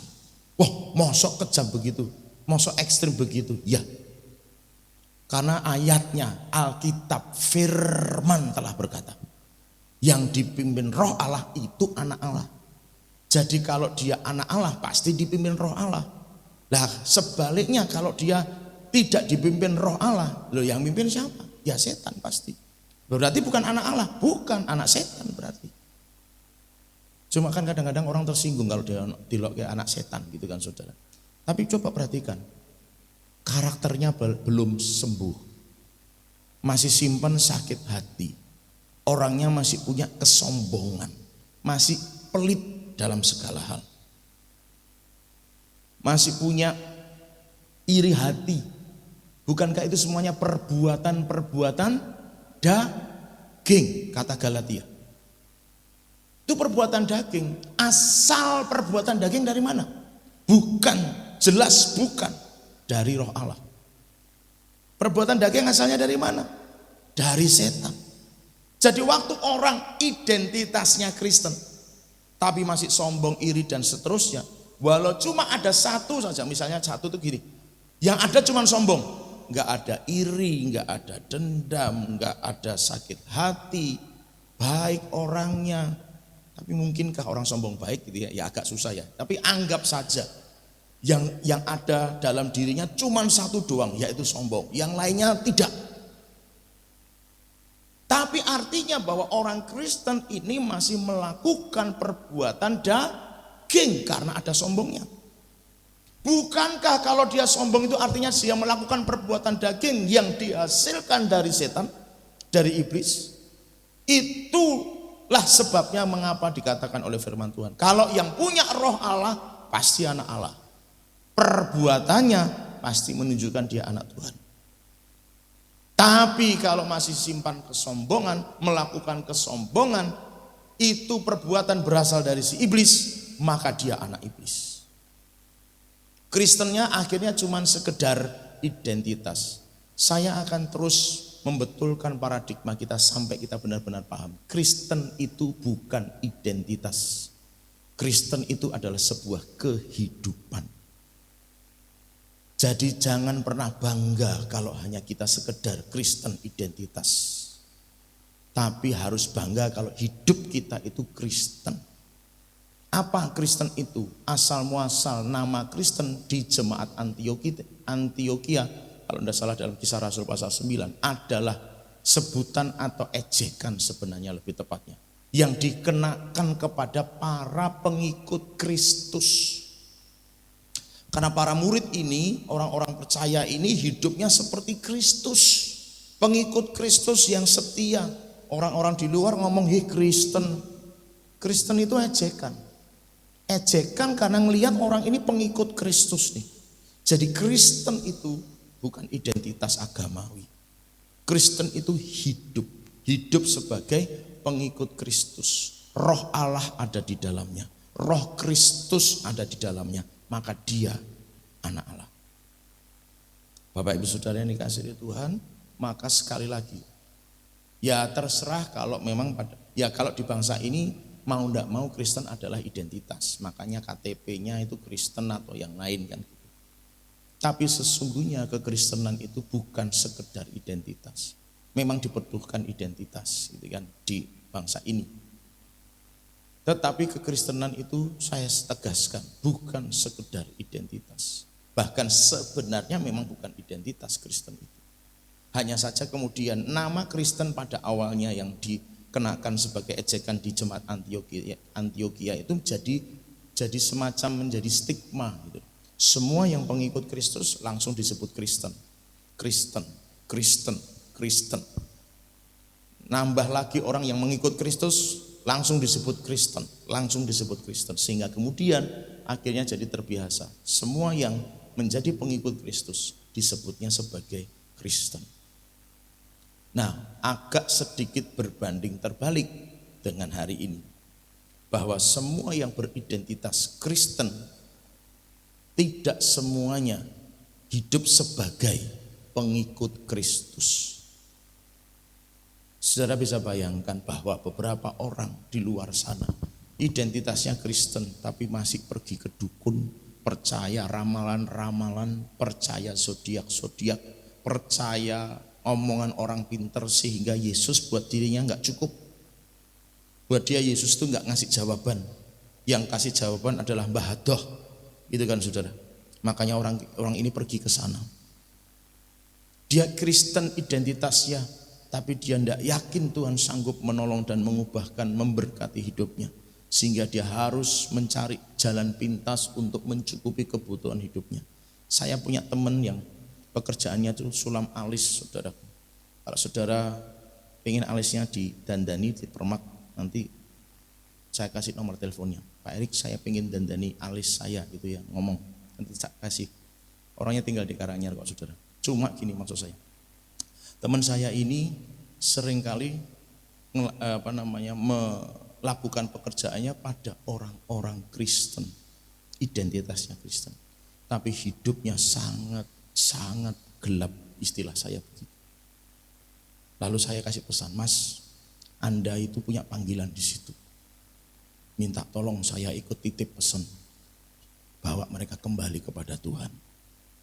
Eman-eman. Karena pada akhirnya begini Bapak Ibu Saudara, sementara dia nyulam alis itu, dia akan cerita kebaikan Tuhan, dia cerita pengalaman hidupnya yang dulu tidak karu-karuan di hadapan Tuhan dan diubah Tuhan sekejap mata oleh anugerahnya. Kemudian badannya tato semua Bapak Ibu Saudara. Kalau lihat orangnya itu memang kayak, ya memang dulu orang nakal. Nah, saya pesan sama dia, Mas, gembalakan mereka dengan baik. Buat mereka kembali kepada Yesus. Ternyata banyak loh Bapak Ibu Saudara, kalau menurut cerita dia, banyak sekali yang hidupnya itu di dalam kegelapan. Kristen, tiap minggu bahkan dia pernah cerita, itu pelayan Tuhan. Pelayanan pagi ya saudara, pagi pelayanan, sore sudah mangkal. Bayangkan, identitasnya memang Kristen, hidupnya bukan pengikut Kristus. Maka maafkan saya harus ngomong dengan tegas. Kita anak Allah, berarti harus ada dipimpin oleh Roh Allah, bukan dipimpin daging. Bukan dipimpin daging. Lanjut ya Bapak Ibu Saudara. Saya selesaikan sampai ayat 17. Sebab kamu tidak menerima roh perbudakan yang membuat kamu menjadi takut lagi, tetapi kamu telah menerima roh yang menjadikan kamu anak Allah. Tadi ya, sama dengan ayat 14. Oleh roh itu kita berseru, ya Aba, ya Bapa. Roh itu bersaksi bersama-sama dengan roh kita bahwa kita adalah anak-anak Allah. Dan jika kita adalah anak, maka kita juga adalah ahli waris. Garis bawahi kata itu. Karena kita anak, jika kita anak, kita ahli waris. Maksudnya apa? Orang-orang yang berhak menerima janji-janji Allah, yang akan menerimanya bersama-sama dengan Kristus, yaitu jika menderita bersama-sama dengan Dia, supaya kita juga dipermuliakan bersama-sama dengan Dia. Nah, saya sampaikan dalam dua bagian, menghubungkan dengan ayat 14. Kalau hidup dipimpin Roh Allah, dia adalah anak Allah. Apa istimewanya sih jadi anak Allah gitu kan? Ayat 15 sampai 17 berkata, kalau kamu itu anak, kamu juga jadi ahli waris gitu loh saudara. Jadi maksud saya gini loh, ayo kita mulai berpikir, pentingnya apa sih hidup dipimpin Roh? Loh, dalam bahasa Roma 8 ini, orang yang dipimpin Roh itu jadi anak Allah. Lah apa hebatnya anak Allah? Jadi ahli waris. Apa maksudnya ahli waris? Berhak menerima janji bersama dengan Kristus. Jadi kalau enggak punya Roh Allah, enggak dipimpin Roh Allah, bukan anak Allah. Kalau bukan anak Allah, enggak dapat janji bersama dengan Kristus. Padahal dunia akhirat itu hanya ada dua tempat. Hidup bersama dengan Kristus atau mati di luar Kristus. Tempatnya cuma ada dua, kematian dan kehidupan. Hidup artinya bersama dengan Kristus. Mati artinya hidup bersama dengan iblis. Kenapa saya katakan hidup bersama dengan iblis? Karena kita tidak benar-benar mati dalam pengertian yang sekarang ini ada. Tak bernyawa, diem aja. Enggak. Di sana itu suasana hidup. Orang itu benar-benar hidup, bisa ngerasain segala sesuatu. Kata kitab Wahyu gitu loh ya. Ada ulat yang bisa menggerogoti daging seumur hidup. Itu dalam kitab Wahyu kan dikatakan, di neraka itu. Dibakar seumur hidup. Ngerasain panasnya api. Itu kan berarti seperti orang hidup gitu kan. Kalau orang mati itu kan mau dikapak-kapaknya udah tidak kerasa kan gitu saudara. Di neraka kan enggak yang begitu. Jadi hanya ada dua tempat. Hidup bersama Kristus, kalau dia enggak hidup bersama dengan Kristus berarti dia ada di neraka. Hidup bersama dengan Kristus itu artinya di surga. Apa hebatnya, apa bagusnya, apa baiknya hidup dipimpin oleh Roh Allah? Tegas firman Tuhan berkata, kalau engkau hidup dipimpin Roh Allah, engkau anak Allah. Kalau engkau anak Allah, engkau berhak menjadi ahli waris. Apa ahli waris itu? Orang yang berhak menerima janji bersama dengan Kristus. Sederhananya begini, orang yang mau dipimpin Roh Allah meninggalkan daging pastinya, dan dipimpin Roh Allah, dia akan jadi anak Allah. Orang yang dipimpin oleh Roh Allah, hidupnya akan berakhir di surga. Katakan amin. Tapi orang yang tidak mau dipimpin oleh Roh Allah, dipimpin oleh dagingnya, hidupnya akan berakhir di neraka. Itu sederhananya begitu, Bapak Ibu Saudara. Jadi apa pentingnya? Sangat penting. Karena hidup dipimpin Roh Allah akan membawa kita pada kehidupan kekal. Tapi hidup yang dipimpin daging akan membawa kehidupan seseorang pada neraka. Dan itu adalah tempat yang kekal, yang berbeda. Dan hanya ada dua tempat itu. Tidak ada yang di tengah-tengah. Tidak ke surga, tapi juga tidak ke neraka. Enggak mungkin ada. Pemahamannya dari kisah Lazarus yang Yesus katakan itu. Lazarus mati di pangkuan Abraham. Orang kaya mati, suasananya seperti neraka. Dia berteriak-teriak minta tolong, tidak bisa. Selesai sudah. Hanya ada dua tempat, surga atau neraka. Yang dipimpin Roh Allah jadi anak Allah, jadi ahli waris, dapat hak janji. Tapi masih ada sesuatu yang disampaikan. Berhak menerima janji, ya kan saudara, dan bersama-sama dengan Kristus. Menerimanya bersama dengan Kristus, yaitu masih ada lanjutan. Jika kita menderita bersama dengan Dia, Kristus. Jadi tidak sekedar jadi ahli waris selesai. Dapat janji, terima bersama dengan Kristus, selesai. Tunggu dulu. Firman Allah menegaskan, yang berhak menerima janji dan menerimanya bersama dengan Kristus, kalau mau menderita bersama-sama dengan Dia, mau menderita bersama dengan Dia. Sesudah jadi anak Allah, perjalanan hidup kita sebagai anak Allah harus mau menderita. Kasih tahu kanan kiri, harus mau menderita. Harus mau menderita. Yang siap menderita katakan haleluya. Nah, supaya bisa menerima janji, amin, harus mau menderita. Kalau tidak mau menderita, ya tidak bisa dimuliakan. Tidak ada kemuliaan tanpa penderitaan. Jadi kalau pengen dimuliakan harus mau menderita. Enggak mau menderita, enggak ada kemuliaan. Itu sudah hukum. Tadi saya katakan di depan, kebenaran. Hukumnya mutlak. Nah, kok suasananya berbeda atau situasinya berbeda? Kok si A si B berbeda? Itu kedaulatan Tuhan. Kita enggak bisa nuntut sama seperti orang lain. Misal Musa, Henok kok diangkat Tuhan, kok yang lain mati, gitu kan misalnya. Ya itu kedaulatan Tuhan, siapa yang dipilihnya. Tapi secara umum hukumnya adalah seperti ini. Kalau pada akhirnya seseorang mengalami kasus khusus, ya itu kedaulatan Tuhan. Bukan berarti kemudian Tuhan kok pilih-pilih, bukan.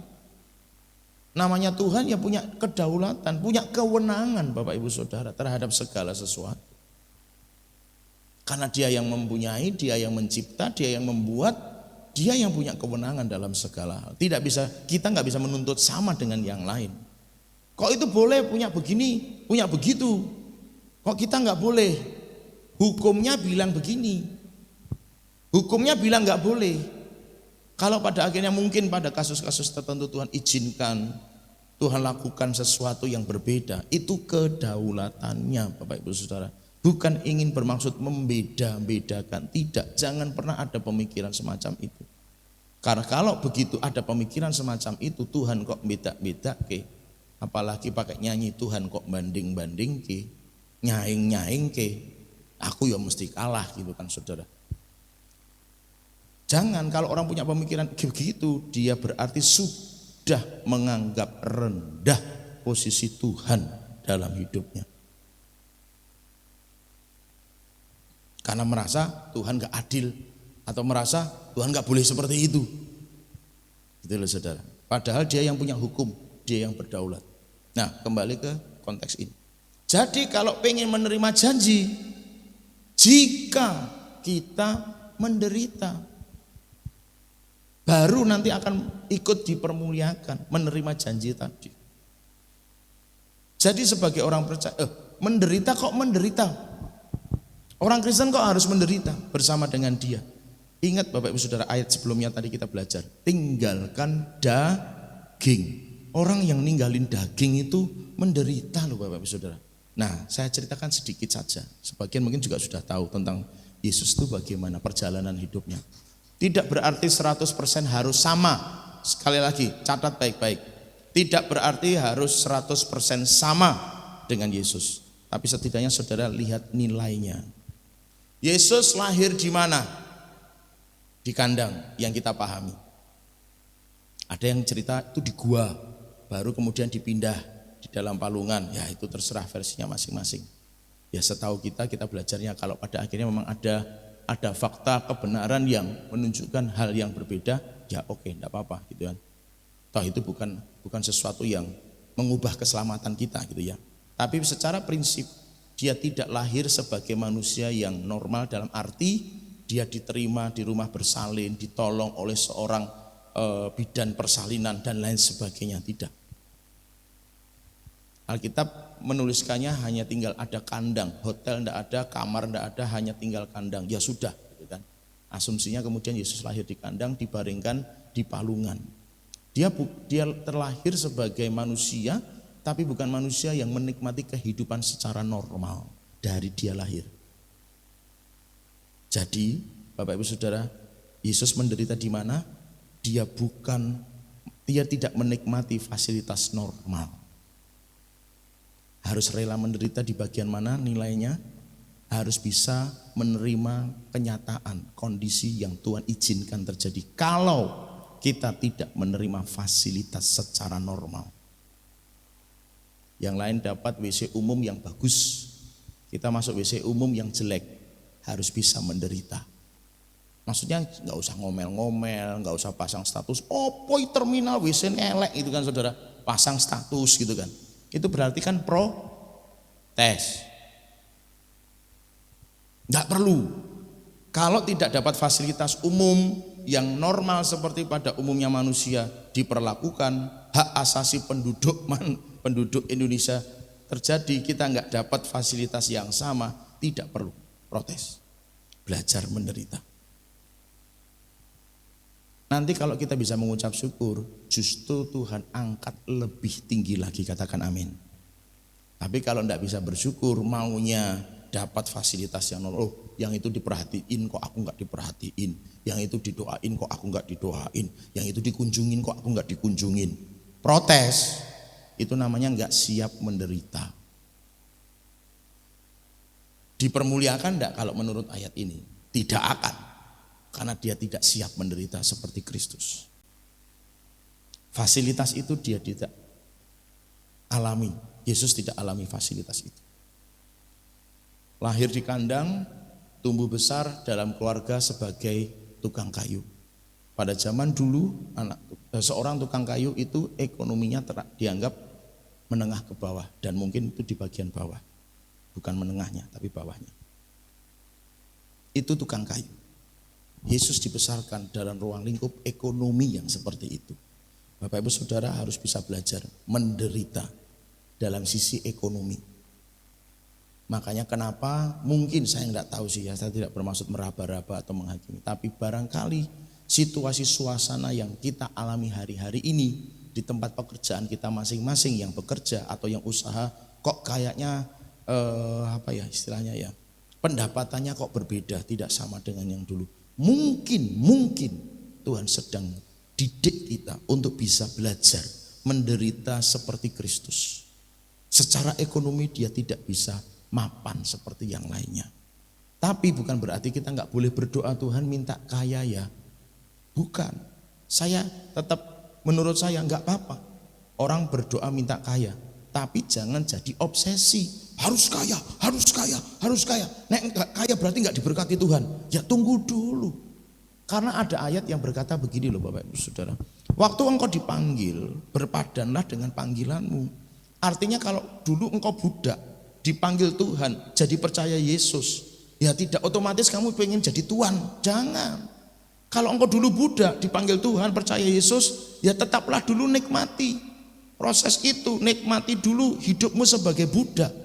Jangan kemudian pas jadi pengikut Yesus, aku pengen jadi tuan, nggak bisa. Kalau memang dulunya kamu budak, ya sudah jadi budak dulu aja. Kalau waktunya Tuhan ngangkat kamu tidak jadi budak, jadi tuan, ya nikmati. Tapi kalau sampai mati pun jadi budak, ya enggak apa-apa.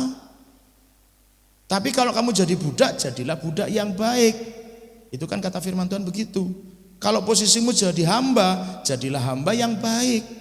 Hamba yang lebih baik dari hamba-hamba lain yang tidak mengenal Tuhan.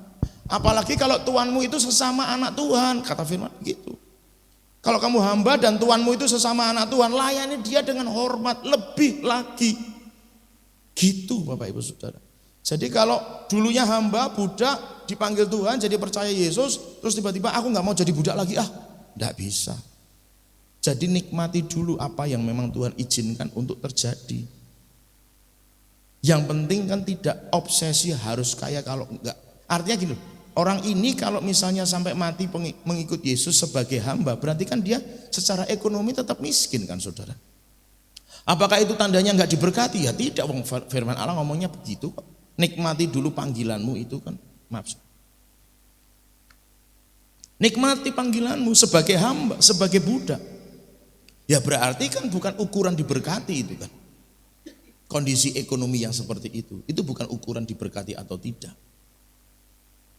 Jadi minta kaya boleh, nggak apa-apa saudara. Minta rumah mewah yang ukuran 1000 meter boleh saudara. Mau cuma doa kok. Yang penting jangan maksa harus punya. Kalau Tuhan belum izinkan atau mungkin memang tidak diizinkan sampai mati, ya sudah gitu loh. Yang penting jangan memaksakan diri, tapi boleh.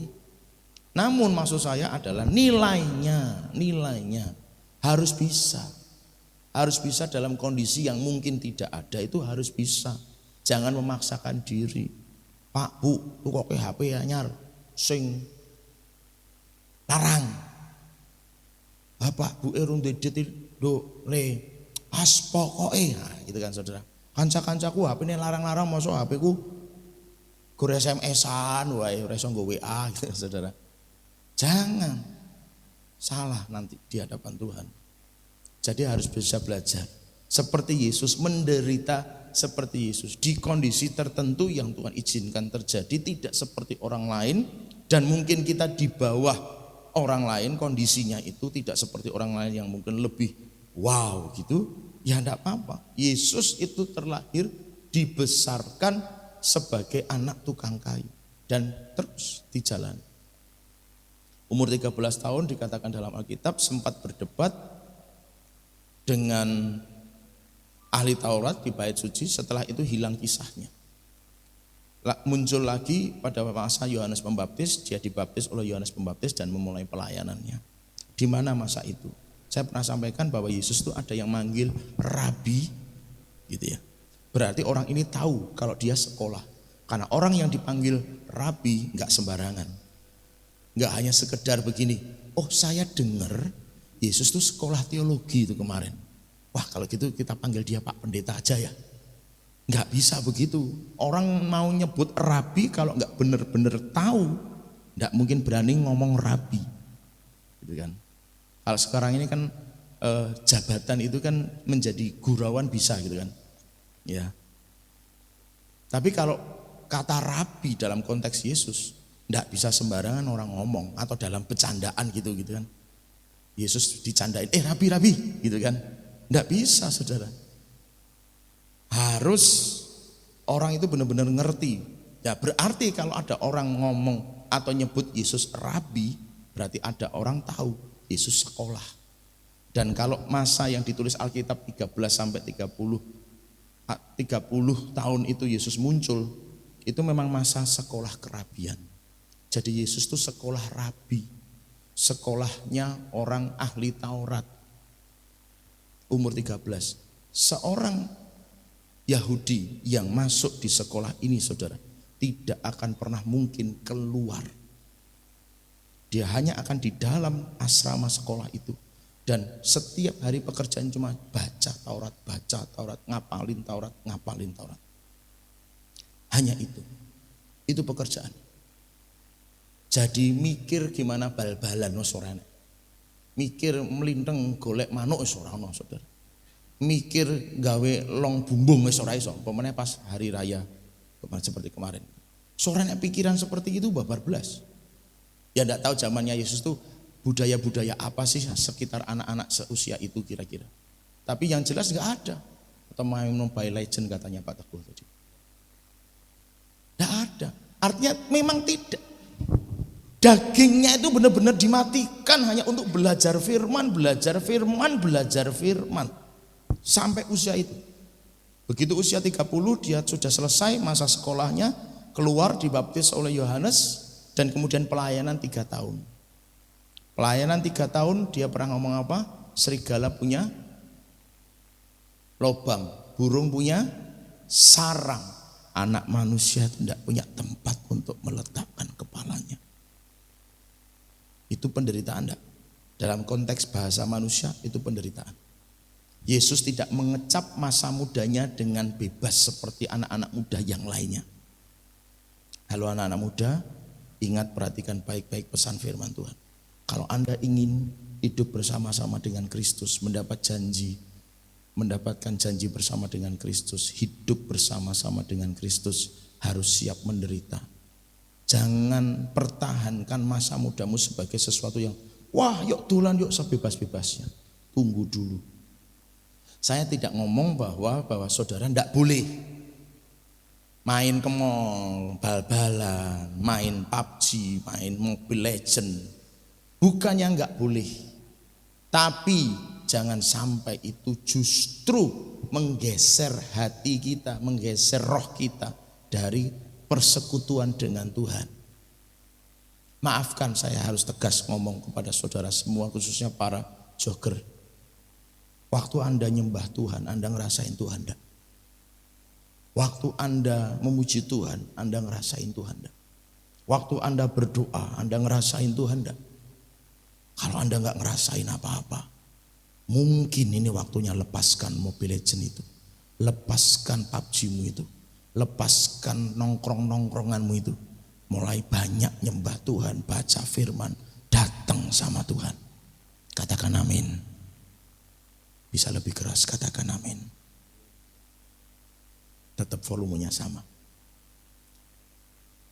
Bapak ibu saudara yang punya putra putri, ayo sama-sama. Jenengan juga sebagai orang tuanya, jadi teladan yuk buat anak-anak. Kalau Anda sudah tidak bisa ngerasain Tuhan waktu nyembah, waktu muji Tuhan, waktu ibadah, mungkin waktunya Anda tinggalkan semua kesibukan dulu. Bersahabat artinya apa? Betul-betul Anda mulai harus tetapkan diri. Aku harus tinggalkan semua kesibukan. Aku harus mulai mencari Tuhan, benar-benar mencari Tuhan. Sampai aku ngerasain Tuhan hadir dalam hidupku. Yesus rela menderita itu semua. Rela ora piknik. Ya retreat apa-apa. Orang enek healing-healingan. Bayangkan 13 sekolah, 30 selesai, keluar pelayanan 3 tahun mati di kayu salib. Mikir ke dolan ning saloka ngono ora kira-kira saudara. Ora bakal duwe pikiran kaya ngono saudara. 13 masuk asrama, keluar asrama langsung pelayanan cuma 3 tahun selesai. 3 tahun pelayanan saja bukan pelayanan yang berdasi seperti saya.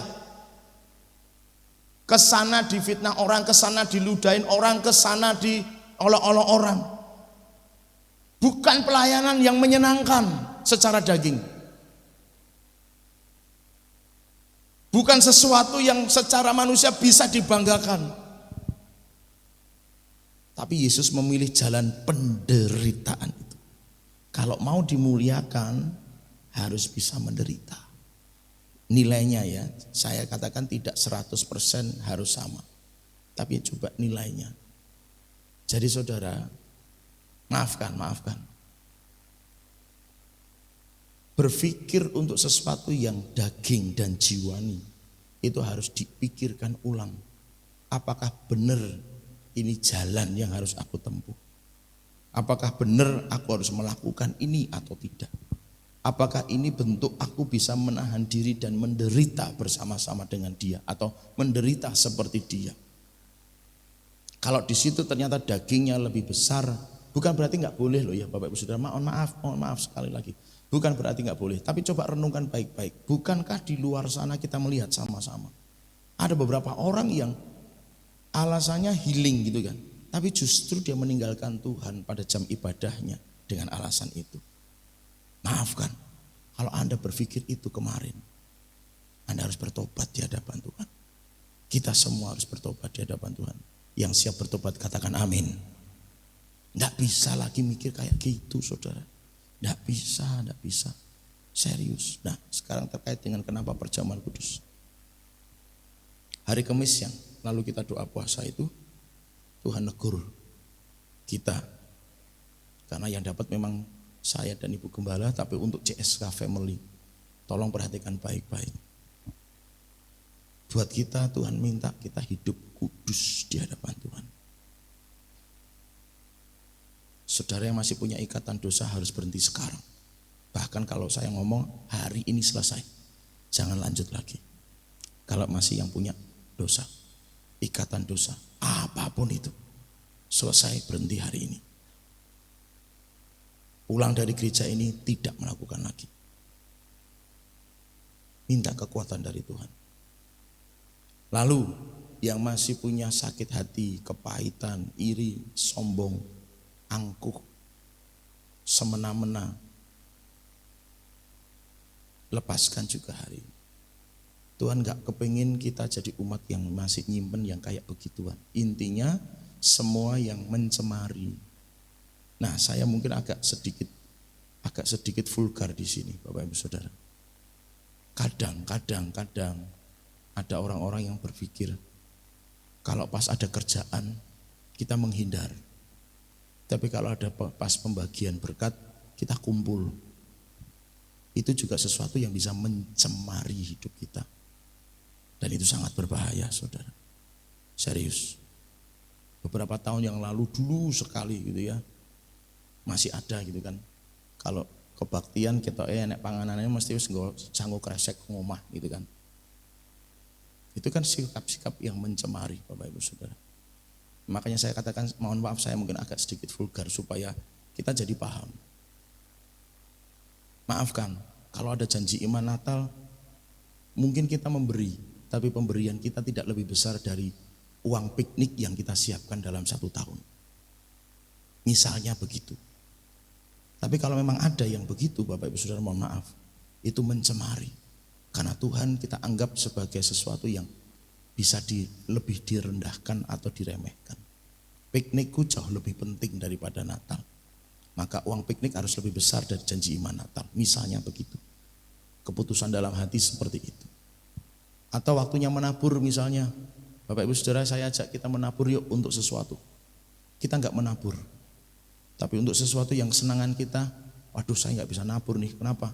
Anggarannya buat nge-mall besok, sudah janjian sama anak, keluarga, besok mau nge-mall. Kalau ini tak pakai buat nabur, aku enggak bisa nge-mall. Saudara, itu bisa mencemari. Bisa dikembangkan seluas-luasnya. Intinya, ketika Tuhan dan segala macam bentuk turunan pekerjaannya, apapun yang Tuhan percayakan untuk dikerjakan, misalnya untuk menabur kota, untuk menabur pergerakan demi jiwa-jiwa dan sebagainya. Dan itu dikalahkan secara waktu, secara perhatian, secara keuangan. Itu enggak terlalu menjadi fokus perhatian kita. Bapak Ibu Saudara yuk kita mikir bagaimana membangun kota. Enggak mikir, enggak ikut mikir, enggak ikut bantu misalnya begitu.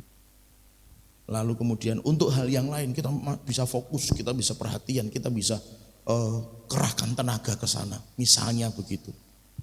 Dikasih kepercayaan mengerjakan sesuatu nggak selesai dalam 3 bulan. Tapi kalau itu kira-kira menghasilkan duit selesai dalam 1 bulan. Ini kan berarti Tuhan lebih rendah nilainya di hatinya dibandingkan dengan urusan-urusan duniawinya. Padahal yang memberi pekerjaan, yang ngasih uang, yang ngasih kesehatan dan sebagainya, itu kan Tuhan. Kenapa Tuhan tidak diutamakan? Kenapa untuk pekerjaan dunia lebih dicepat-cepat daripada pekerjaan untuk Tuhan? Kohadi misalnya, maaf ini cuma contoh ya, orang rasanya buat Kohadi lah, yang lain. Pak, siapa ya? Tugino. Nah, tidak ada ya yang bapaknya atau simbahnya Tugino. Pak Tugino, gaweke meja nggo gereja. Mejane wis kropos. Oh nggih Pak, siap. 3 bulan enggak selesai. Tanyain lagi, Pak ampun, kantun sekedhik. Kantun sekedhik iki padahal meja urung dipasang loh Saudara. Misalnya loh. Ya omong lagi wis diserut-serut ngono kae, ning ngono dipasang. Kantun sekedhik lho iki bahasane. Ngapusi rak berarti bisa. Wis genah ngapusi wong kantun sekedhik urung dipasang. Nek wis dipasang garing ngecat kantun sekedhik. Oh dipasang wae urung kok ngomong kantun sekedhik. Oh sekedhik menurut dia juga mungkin bisa jadi deh ya. Anggap saja iyalah. 4 bulan enggak selesai. Tapi waktu ada orang pesan, Pak, tolong gaweke meja nggo omah. Ngene mbae kae mejane diganti. Nyoh tak kayak DP sisan. Oh nggih siap. Sebulan tadi sudah. Beda enggak Tuhan dengan dunia? Dibedain di hatinya. Alang bu Tuhan. Nek arep njaluk bayaran pekewo, nek ora dibayar dadi suwe. Yang pernah ngalami begitu bertobat hari ini. Serius. Itu mencemari. Nah, berapa banyak hal-hal kecil kayak begini yang anggapnya sepele, tapi itulah yang Tuhan tegur hari Kamis yang lalu waktu kita doa puasa. Itu membuat hidup kita jadi enggak kudus ternyata. Saya nangis luar biasa di situ, Saudara. Saya enggak bisa. Beberapa lagu penyembahan akhirnya Tuhan bawa untuk ngomong kekudusan, kekudusan dan kekudusan. Saudara, yuk belajar kalau untuk Tuhan diutamakan, katakan amin. Diutamakan sesibuk apapun. Nek ini untuk Tuhan, untuk gereja, belajar. Karena gini loh Saudara, mungkin ada orang beralasan loh, kan itu kan untuk gereja Pak, bukan untuk Tuhan. Emang Tuhan pakai itu, Tuhan pakai meja. Kan enggak Pak, itu kan buat gereja. Ya cara pandangnya yang harus dibedain sekarang. Segala sesuatu untuk pekerjaan Tuhan, untuk gereja. Kan ayatnya ada, lakukan segala sesuatu seperti untuk Tuhan dan bukan untuk manusia. Apalagi ini yang berkaitan dengan rumah Tuhan, berkaitan dengan pekerjaan Tuhan. Anggap itu sebagai untuk Tuhan. Ayo Saudara. Itulah sebabnya kenapa minggu ini, minggu depan sampai nanti minggu pertama kita akan perjamuan kudus terus. Tapi jangan begini, oh sudah perjamuan kudus, aku sudah disucikan, aku sudah dikuduskan. Jangan, bukan begitu cara mikirnya. Coba periksa ke dalam, beresin dengan perkataan kepada Tuhan. Tuhan ampuni aku masih males. Ampuni aku masih belum banyak baca firman. Ampuni aku masih belum giat dalam ibadah-ibadah. Ampuni aku Tuhan, aku masih kadang beralasan kalau aku diajak begini dan begitu. Ampuni aku dan seterusnya. Apapun yang saudara rasa itu sesuatu yang enggak pas di hadapan Tuhan, beresin. Kalau saudara ngerasa aku enggak ada apa-apa, coba tanya dulu sama Tuhan. Tuhan, tolong Tuhan, ingat ke aku, tunjukkan kepadaku di bagian mana aku salah, di bagian mana aku berdosa, di bagian mana aku mencemari hidupku di hadapanmu, supaya aku bisa membereskannya di hadapanmu. Saudaraku, ayo sama-sama kita sadar hari ini. Itu sungguh ya, saya sih cuma bisa berdoa Bapak Ibu Saudara, supaya kita ngerti, kita sadar, kita terbuka dengan Tuhan. Itulah sebabnya hari ini kenapa ada perjamuan kudus. Minggu depan, minggu pertama nanti kita perjamuan kudus lagi. Karena Tuhan pengen kita benar-benar hidup suci, hidup kudus. Olehnya yang masih merasa sadar, merasa ada hal-hal yang tidak baik, tidak benar, yuk datang sama Tuhan, minta pengampunan dari Tuhan. Tapi yang ngerasa baik-baik saja, coba tanya dulu sama Tuhan. Mungkinkah ada hal-hal yang kita enggak tahu, kita enggak sadar, itu terjadi dalam hidup kita. Supaya pada akhirnya apa? Itu bisa kita bereskan di hadapan Tuhan. Mari kita datang pada Tuhan.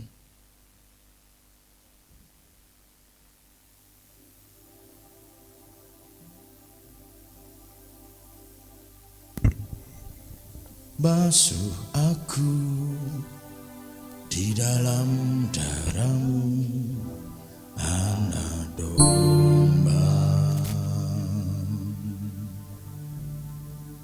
Jamah bibir, luruskan hatiku dengan Roh-Mu.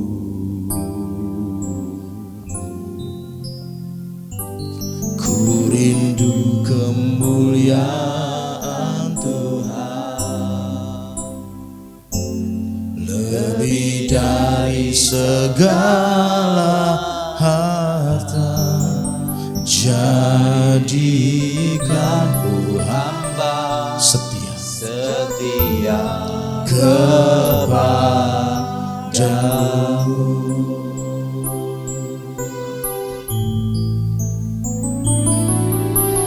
Basuh aku di dalam darah-Mu, anak domba.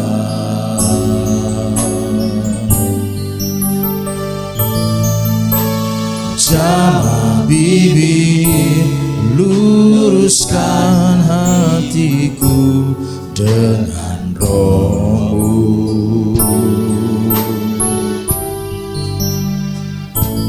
Ku rindu kemuliaan Tuhan, lebih dari segala harta.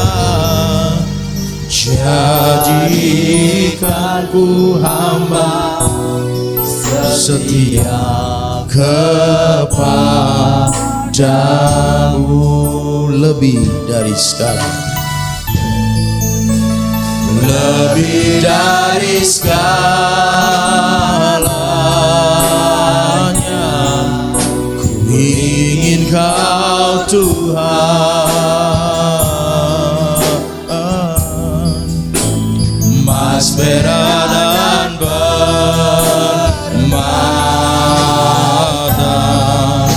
tiada artinya. Ku ingin lebih dekat, bersekutu denganmu. Jadikanku hamba berkenan kepadamu.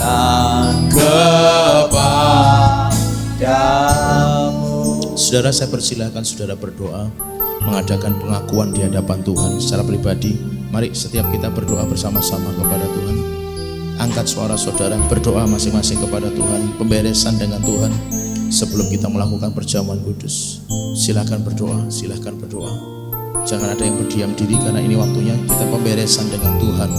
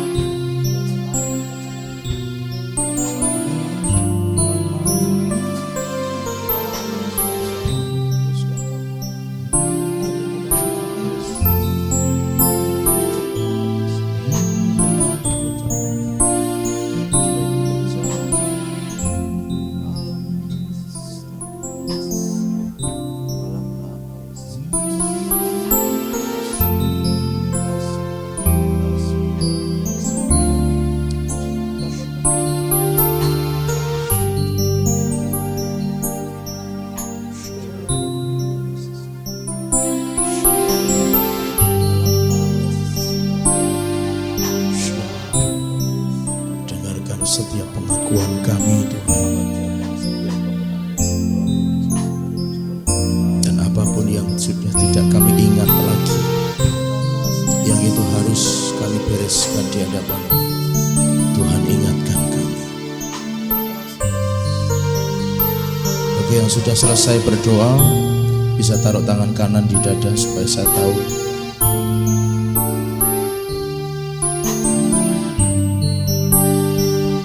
Yang sudah selesai berdoa bisa taruh tangan kanan di dada. Yang belum silahkan teruskan berdoa saudara sampai saudara selesai berdoa.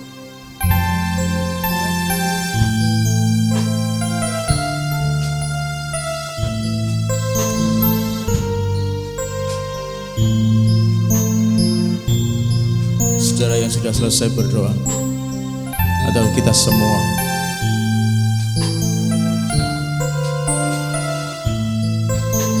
Berjanjilah kepada Tuhan, bukan kepada saya atau siapapun. Berjanjilah kepada Tuhan bahwa saudara akan komitmen terhadap hal itu. Saudara akan sungguh-sungguh terhadap hal itu. Bahwa setelah Anda mengaku dosa, mengaku semua kejahatan yang pernah dilakukan, berhenti melakukannya. Buang semua yang daging, buang semua yang manusiawi, yang tidak berkenan kepada Tuhan. Buang semuanya dari hidup kita dan jangan pernah lakukan lagi.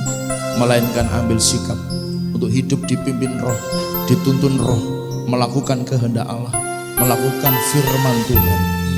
Oleh sebab itu saudara, miliki janji yang kuat, komitmen yang kuat di hadapan Tuhan untuk hidup benar di matanya.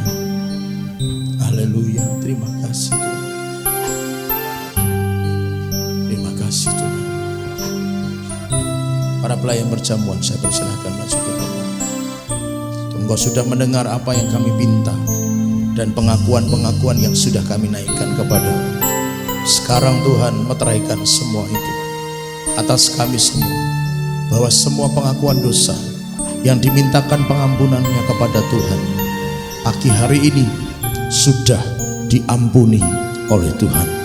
Dan hamba berdoa, darah anak domba Allah membasuh setiap hati pikiran kami, bahkan setiap roh, jiwa dan tubuh kami dibasuh dengan darah anak domba Allah, ditahirkan setahir-tahirnya. Dan dengan demikian kami mendapatkan perkenanan Tuhan, dan olehnya Tuhan beri kami kekuatan, kemampuan hidup sesuai dengan pimpinan roh dan bukan pimpinan daging. Oleh sebab itu sekali lagi hamba berdoa kepadamu, semua yang daging dihancurkan, diputuskan, dikeluar, dicabut sampai ke akar-akarnya, dilempar keluar ke tempat yang Tuhan sediakan dan tidak pernah kembali lagi. Dan melalui persekutuan dengan tubuh dan darah Kristus, biar kiranya kami semakin disempurnakan dalam kasih dan anugerah Tuhan yang teramat besar. Terpujilah nama-Mu Tuhan. Kami siap menerima perjamuan kudus demi nama Bapa, Anak dan Roh Kudus, yaitu dalam nama Tuhan Yesus Kristus kami layani perjamuan kudus pagi ini. Basuh aku